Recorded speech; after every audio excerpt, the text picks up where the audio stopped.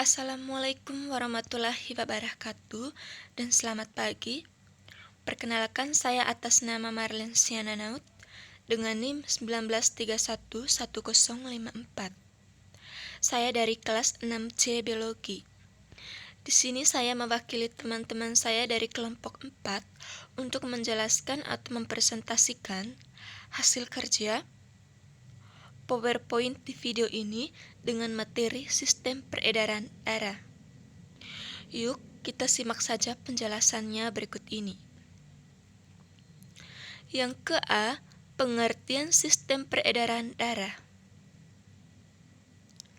Secara sederhana, sistem peredaran darah atau yang juga sering disebut sebagai sistem sirkulasi adalah suatu sistem yang mengangkut atau mendistribusi berbagai zat dalam tubuh. Sistem ini juga membantu stabilisasi suhu dan pH tubuh atau bagian dari homeostasis. Organ sistem peredaran darah pada manusia terbagi 3, yaitu sistem peredaran kardiovaskuler, di mana kata kardio itu yaitu jantung, dan vaskuler yang merupakan darah, dan yang satu lagi yaitu pembuluh darah.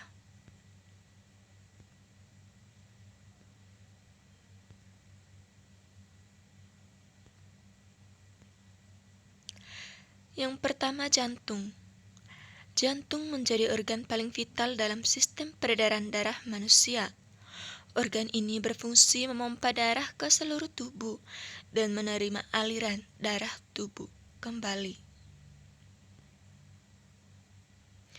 Nah, berikut ini adalah gambar dari jantung, di mana pada gambar ini semuanya sudah ada nama-nama yang terletak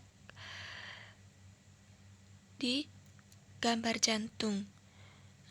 Ada katup pulmonal, ada aorta, ada arteri pulmonalis kiri, ada vena pulmonalis kiri, atrium kiri, katup mitral, katup aorta, ventrikel kiri, vena cava superior, arteri pulmonalis kanan, paru kanan, vena pulmonalis kanan, atrium kanan, katup triskupit, ventrikel kanan, vena cava inferior, aliran darah dari tubuh, aliran darah ke tubuh, dan aliran darah dari tubuh.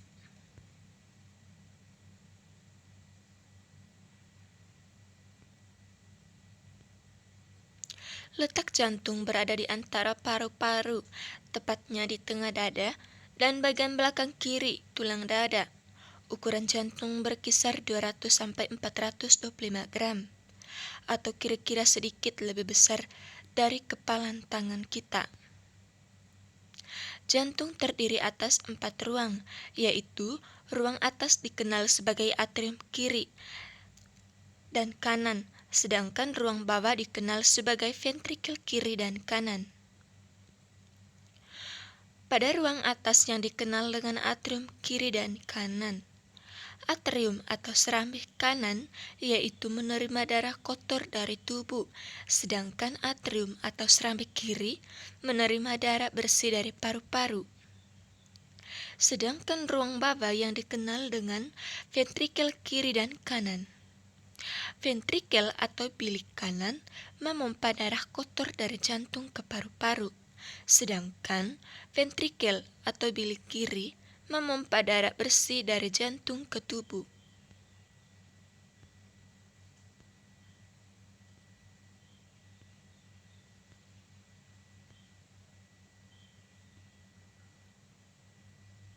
Yang kedua, pembuluh darah.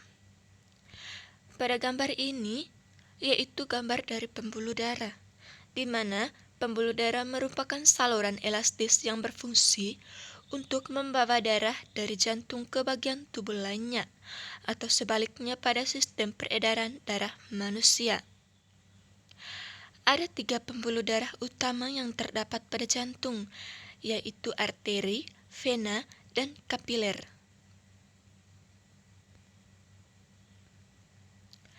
Yang pertama, arteri.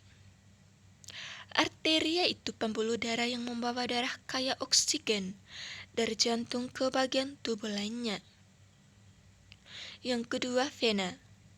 Vena yaitu pembuluh darah yang membawa darah miskin oksigen atau penuh karbon dioksida dari seluruh tubuh untuk kembali ke jantung. Dan yang ketiga, kapiler. Kapiler adalah pembuluh darah yang bertugas untuk menghubungkan arteri terkecil dengan vena terkecil.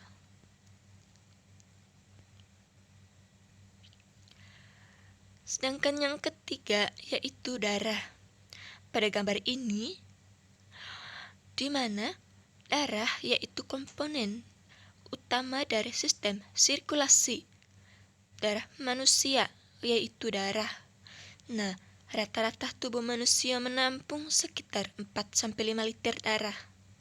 Darah ini berfungsi mengangkut zat gizi, oksigen, hormon, dan zat lainnya dari dan ke seluruh tubuh.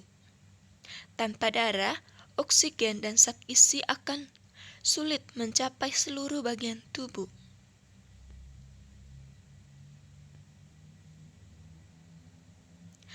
Darah manusia terdiri atas beberapa bagian, yaitu yang pertama plasma darah yang merupakan cairan berwarna kekuningan yang mengandung berbagai zat penting seperti antibodi, hormon, dan protein.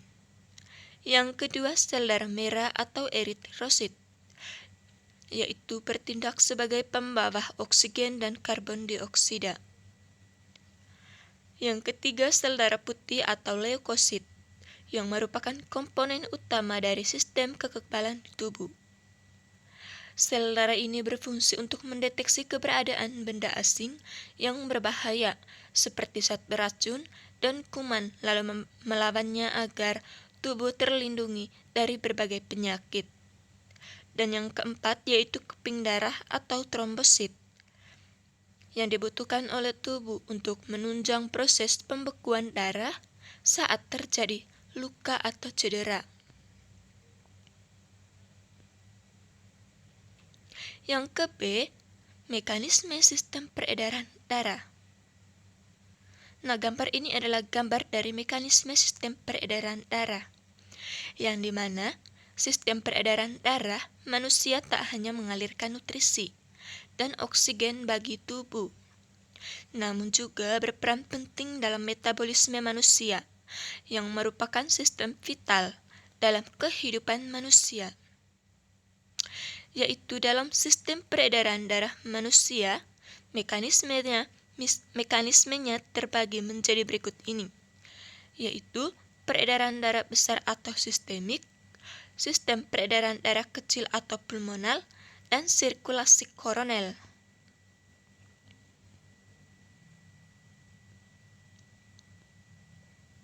Yang pertama, peredaran darah sistemik. Peredaran darah sistemik ini dimulai ketika darah mengalir dari bilik jantung bagian atas ke ventrikel atau dua bilik jantung bagian bawah. Dalam peredaran darah sistemik ini, ventrikel kiri memompa darah kaya oksigen ke arteri utama atau aorta. Lalu, darah mengalir dari aorta ke arteri yang lebih besar dan lebih kecil, kemudian masuk ke jaringan kapiler. Selanjutnya, di dalam jaringan kapiler, darah akan melepaskan nutrisi, oksigen, dan zat-zat penting lainnya. Melalui proses ini, darah juga mengambil karbon dioksida dan sisa hasil metabolisme tubuh, dan dibawa kembali ke jantung melalui serambi kanan.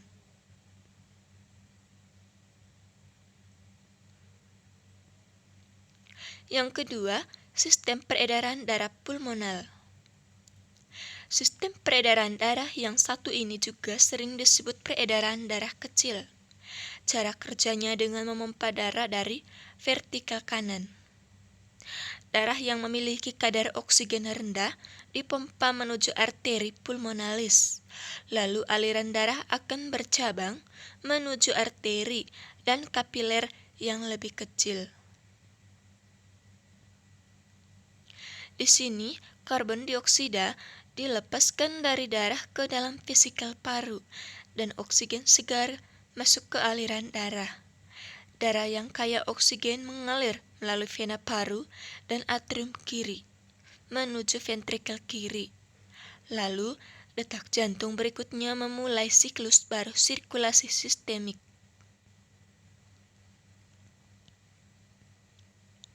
Yang ketiga, sistem peredaran darah koroner.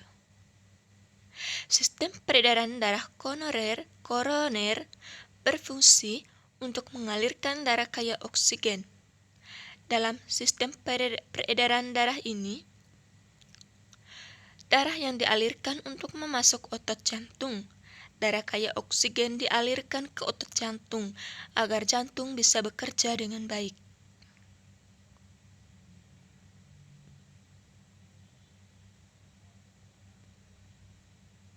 Yang ke-C, gangguan sistem peredaran darah manusia. Sistem sirkulasi darah sangat vital bagi kehidupan manusia. Adanya gangguan dalam sistem peredaran darah bisa berdampak pada fungsi tubuh secara menyeluruh. Beberapa penyakit paling umum yang dapat mengganggu sistem peredaran darah pada manusia seperti hipertensi, stroke, serangan jantung, dan lain-lain.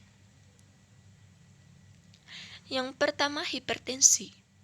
Hipertensi yaitu kondisi tekanan darah tinggi yang menyebabkan jantung bekerja lebih keras untuk memompa darah. Dan yang kedua, stroke, yaitu gangguan aliran darah menuju otak sehingga jaringan otak bisa mengalami kematian akibat kekurangan oksigen dan zat gizi. Dan yang ketiga yaitu gagal jantung, yaitu ketidakmampuan otot jantung untuk memompa aliran darah dengan baik. Baiklah, itu saja hasil penjelasan dari materi sistem peredaran darah dari kelompok 4. Selebih dan kurangnya kami mohon maaf jika ada kesalahan. Sekian dan terima kasih.